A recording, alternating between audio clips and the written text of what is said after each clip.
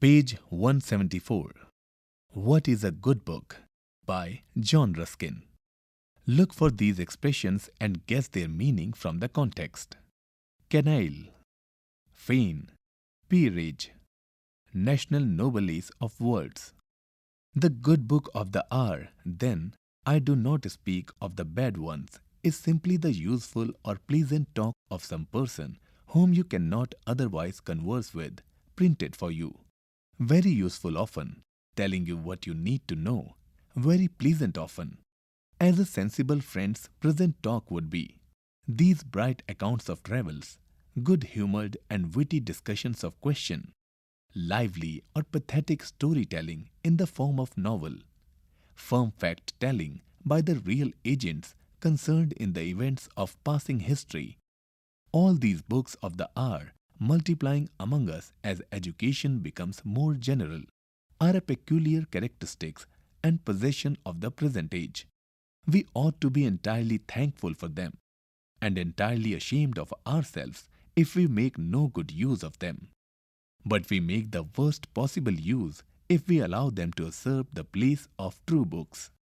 For, strictly speaking, they are not books at all, but merely letters or newspapers in good print. Our friend's letter may be delightful or necessary today, whether worth keeping or not is to be considered. The newspaper may be entirely proper at breakfast time, but assuredly it is not reading for all day. So though bound up in a volume, the long letter which gives you so pleasant an account of the inns and roads and weather last year at such a place, or which tells you that amusing story or gives you the real circumstances of such and such events, however valuable for occasional reference, may not be in the real sense of the word a book at all. Page 175. Nor in the real sense to be read, a book is essentially not a talked thing, but a written thing, and written not with the view of more communication, but of permanence. The book of talk is printed only because its author cannot speak to thousands of people at once. If he could, he would. The volume is mere multiplication of his voice. You cannot talk to your friend in India. If you could, you would. You would write instead. That is mere conveyance of voice. But a book is written, not to multiply the voice merely, not to carry it merely, but to preserve it. The author has something to say which he perceives to be true and useful, or helpfully beautiful. So far as he knows, no one has yet said it. So far as he knows, no one else can say it. He is bound to say it, clearly and melodiously, if he may, clearly, at all events. In the sum of his life, he finds this to be the thing or group of things manifest to him. This is the piece of true knowledge or sight, which his share of sunshine and earth has permitted him to seize. He would fain set it down forever, engrave it on a rock, if he could, saying, "This is the best of me, for the rest I ate and drank and slept, loved and hated, like another. My life was as the vapor, and is not. But this I saw and knew. This, if anything, of mine is worth your memory, that his writing, it is, in his small human way, and with whatever degree of true inspiration is in him, his inscription or scripture, that is a book." Perhaps you think no books were ever so written. But again, I ask you, do you at all believe in honesty or, at all, in kindness? Or do you think there is never any honesty or benevolence in wise people? None of us, I hope, are so unhappy as to think that. Well, whatever bit of a wise man's work is honestly and benevolently done, that bit is his book or his piece of art. It is mixed always with evil fragments, ill done, redundant, affected work. But if you read rightly, you will easily discover the true bits, and those are the books. Now books of this kind have been written in all ages by their greatest men, by great leaders, great statesmen, and great thinkers. These are all at your choice. and life is short. You have heard as much before. Yet have you measured and mapped out this short life and its possibilities? Page 176. Do you know, if you read this, that you cannot read that? That what you lost today, you cannot gain tomorrow. Will you go and gossip with your housemaid or your stable boy when you may talk with queens and kings, or flatter yourselves that it is with any worthy consciousness of your own claims to respect that you jostle with the common crowd for entry here, an audience there, when all the while this eternal court is open to you, with its society wide as the world, multitudinous as its days, the chosen and the mighty of every place and time. Into that you may enter always, in that you may take fellowship and rank according to your wish. From that, once entered into it, you can never be outcast but by your own fault. By your aristocracy of companionship there, your own inherent aristocracy will be assuredly tested, and the motives with which you strive to take high place in the society of the living measured as to all the truth and sincerity that are in them, by the place you desire to take in this company of the dead. The place you desire and the place you fit yourself for, I must also say, because, observe, this court of the past differs from all living aristocracy in this. It is open to labor and to merit, but to nothing else. No wealth will bribe, no name will overawe, no artifice will deceive the guardian of those Elysian gates.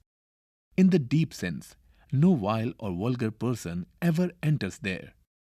At the portieres of that silent Faubourg Saint-Germain, there is but brief question. Do you deserve to enter? Pass.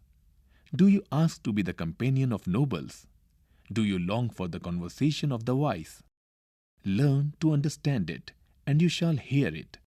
But on other terms, no.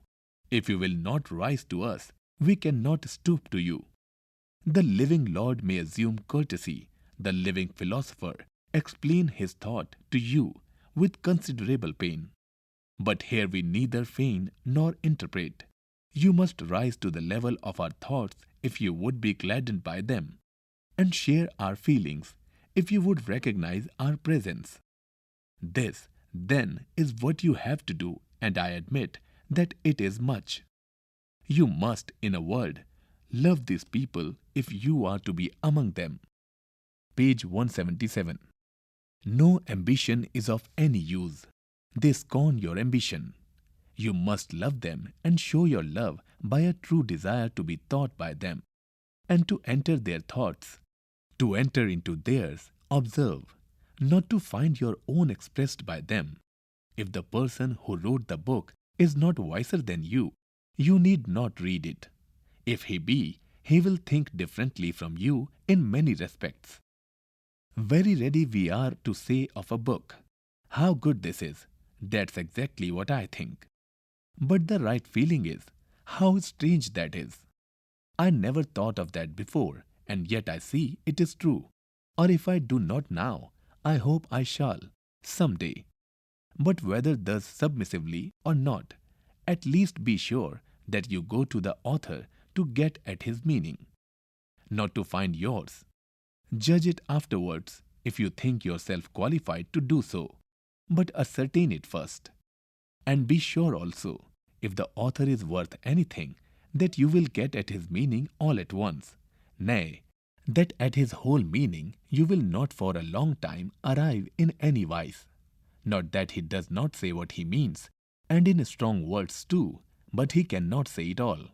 And what is more strange, will not, but in a hidden way and in parables, in order that he may be sure you want it. I cannot quite see the reason of this, nor analyze that cruel reticence in the breasts of wise men which makes them always hide their deeper thoughts. They do not give it to you by way of help, but of reward, and will make themselves sure that you deserve it before they allow you to reach it. But it is the same with the physical type of wisdom, gold. There seems to you and me no reason why the electric forces of the earth should not carry whatever there is of gold within it at once to the mountain tops. so that kings and people might know that all the gold they could get was there, and without any trouble of digging or anxiety or chance or waste of time, cut it away and coin as much as they needed. But nature does not manage it so. She puts it in little fissures in the earth. Nobody knows where. You may dig long and find none. You must dig painfully to find any. And it is just the same with men's best wisdom. When you come to a good book, you must ask yourself, am I inclined to work as an Australian miner would? Page 178. Are my pickaxes and shovels in good order, and am I in good trim myself, my sleeves well up to the elbow, and my breath good, and my temper? And keeping the figure a little longer, even at the cost of tiresomeness. The metal you are in search of being the author's mind or meaning. His words are as the rock which you have to crush and smelt in order to get at it. And your pickaxes are your own care, wit and learning. Your smelting furnace is your own thoughtful soul. Do not hope to get at any good author's meaning without these tools and that fire. Often you will need sharpest, finest chiseling and patientest fusing before you can gather one grain of metal. And therefore, first of all, I tell you, earnestly and authoritatively, I know I am right in this. You must get into the habit of looking intensely at words and assuring yourself of their meaning, syllable by syllable, nay, letter by letter. For though it is only by reason of the opposition of letters in the function of signs to sounds in the function of signs that the study of books is called literature, and that a man versed in it is called, by the consent of nations, a man of letters instead of a man of books, or of words, you may yet connect with that accidental nomenclature this real principle, that you might read all the books in the British Museum, if you could live long enough, and remain an utterly illiterate, uneducated person, but that if you read 10 pages of a good book, letter by letter, that is to say, with real accuracy, you are forever more in some measure with an educated person. The entire difference between education and non-education, as regards the merely intellectual part of it, consists in this accuracy. A well-educated gentleman may not know many languages, may not be able to speak any but his own, may have read very few books, but whatever language he knows precisely. Whatever word he pronounces rightly. Above all, he is learned in the peerage of words, knows the words of true descent and ancient blood at a glance from words of modern canaille, remembers all their ancestry, their intermarriages, distantest relationships, and the extent to which they were admitted, and offices they held, among the national noblesse of words at any time and in any country. Page 179. But an uneducated person may know by memory any number of languages and talk them all, and yet truly not know a word of any, not a word even of his own. An ordinarily clever and sensible seaman will be able to make his way ashore at most ports, yet he has only to speak a sentence of any language to be known for an illiterate person. So also the accent, or turn of expression, of a single sentence will at once mark a scholar. And this so strongly felt, so conclusively admitted, by educated persons, that a false accent or a mistaken syllable is enough in the parliament of any civilized nation to assign a man a certain degree of inferior standing forever. And this is right, but it is a pity that the accuracy insisted on is not greater and required to a serious purpose.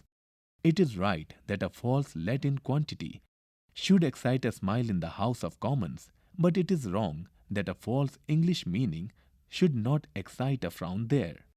Let the accent of word be watched by all means, but let the meaning be watched more closely still, and fewer will do the work. A few words, well chosen and well distinguished, will do work that 1,000 cannot. When everyone is acting equivocally in the function of another.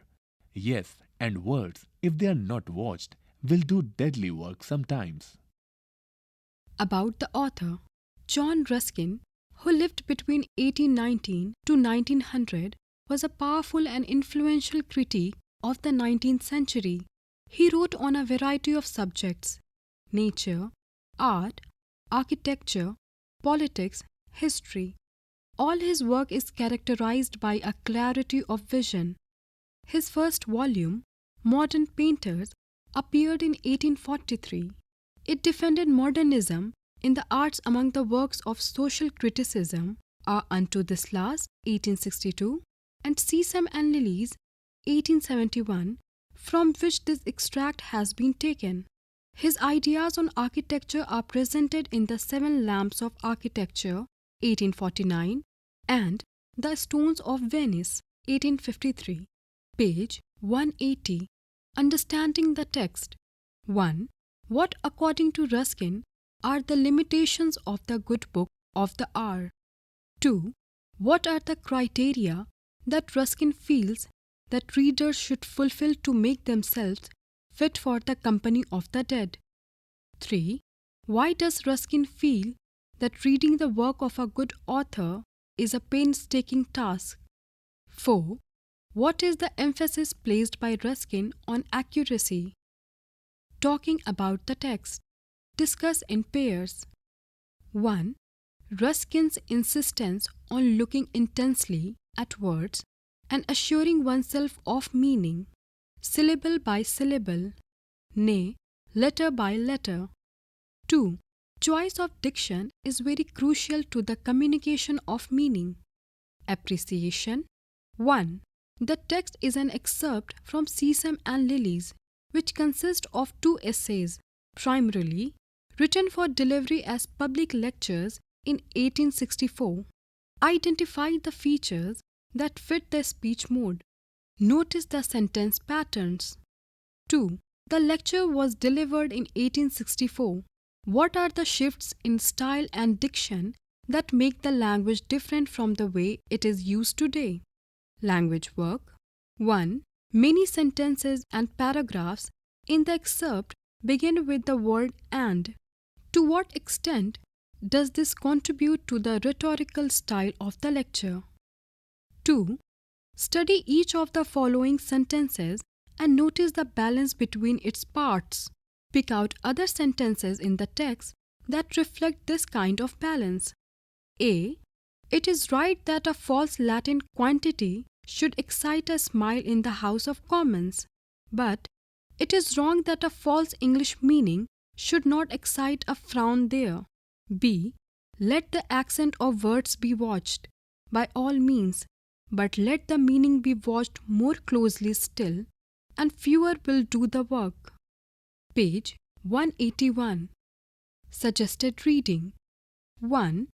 Sesame and Lilies by John Ruskin. 2.